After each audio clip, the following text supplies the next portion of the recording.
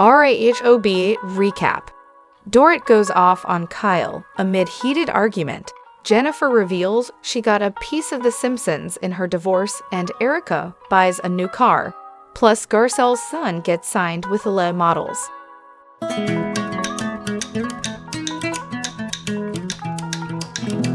On this episode of The Real Housewives of Beverly Hills, Kathy hosts a girls' trip in the hopes of getting Dorit and Kyle back on track.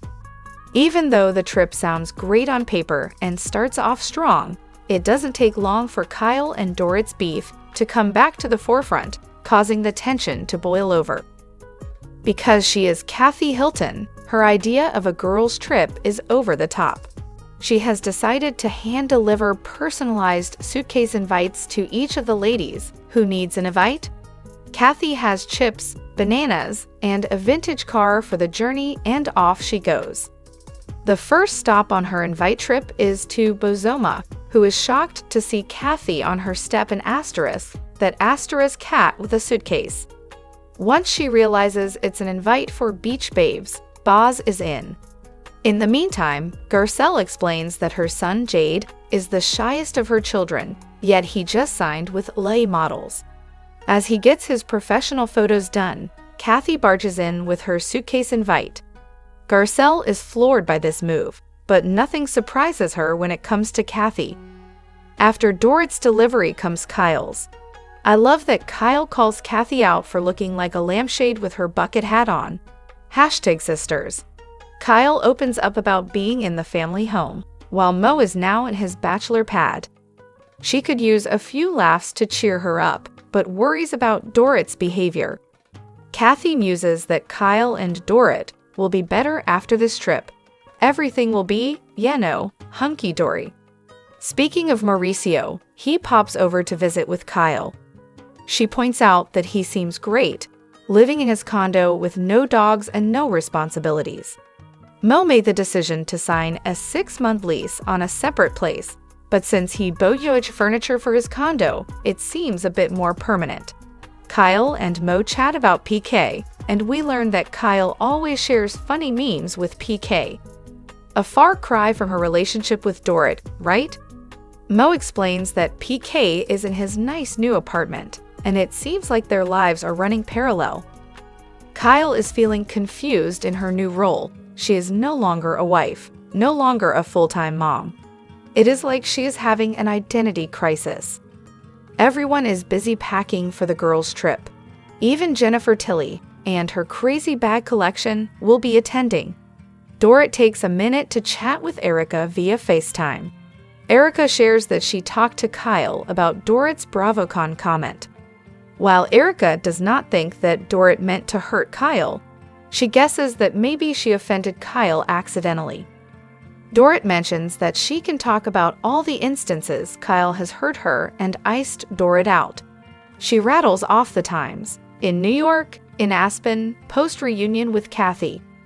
Dorit wonders why, as a friend, Kyle would treat her that way. Boz is loving the Kathy Hilton VIP treatment, since it sets the tone for the type of trip it's going to be.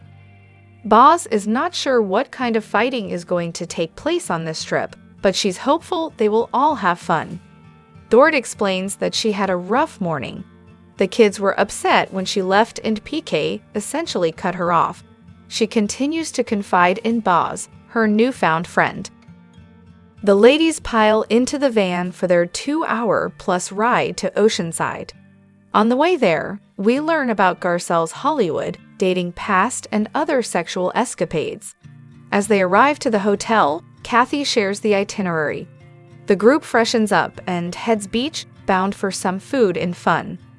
Of course, Kyle makes fun of Kathy being extra with the beach setup. Jealous, much? Speaking of extra, Dorit fills Boz in on PK's new apartment and how she found out through a text message. Dorit was under the impression that there would be open communication between the two of them for the kids. She refers to PK's move to the new place as impulsive and not considerate. Garcelle is unsure why Boz and Dorit are having a private conversation at the table, but Erica and Sutton discuss their own divorce woes.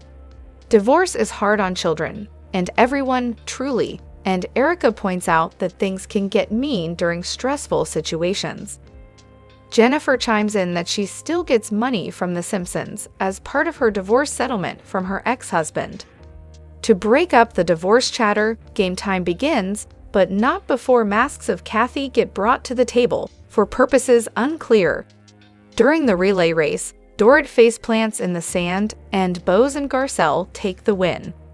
The next game on the agenda is Duck, Duck, Goose, I'm sorry, what? And you guessed it, Dorit falls once again. You better believe Kyle was snickering. As they get ready for dinner, Garcelle, Sutton, and Jennifer discuss how weird it was that Dorit locked Boz into a private conversation. They want to get to know Boz too. More importantly, they want to get to know her before Dorit brainwashes her. Once at dinner, Kyle toasts to Kathy, thanking her for the fun trip so far. Kyle then states that she would like to have a conversation with Dorit, as she does not want awkwardness. Dorit feels like they barely got started with their conversation. It's no secret that things are going on between Dorit and Kyle, but Dorit reminds Kyle that she stormed off the last time they tried to talk. Dorit needs the one-sided conversation to expand. She is taking this time to explain the depth of her hurt and pain. Dorit quotes that Kyle thought she was really, really hurt and throws Erica under the bus by saying she was surprised by Kyle's comment. Erica looks like a deer in headlights, as she does not want to be stuck in the middle. Kyle reminds Dorit that there are many pieces to the puzzle. Too many things added up that offended Kyle. Kyle feels like Dorit is always too worried about the popular thing to say, but Dorit claims she doesn't give a flying F about anyone's opinion. In fact, Dorit feels like Kyle is the one always worried about opinions. Kyle confuses Dorit even further by claiming another reason she is mad at Dorit is because she didn't stick up for Teddy at BravoCon.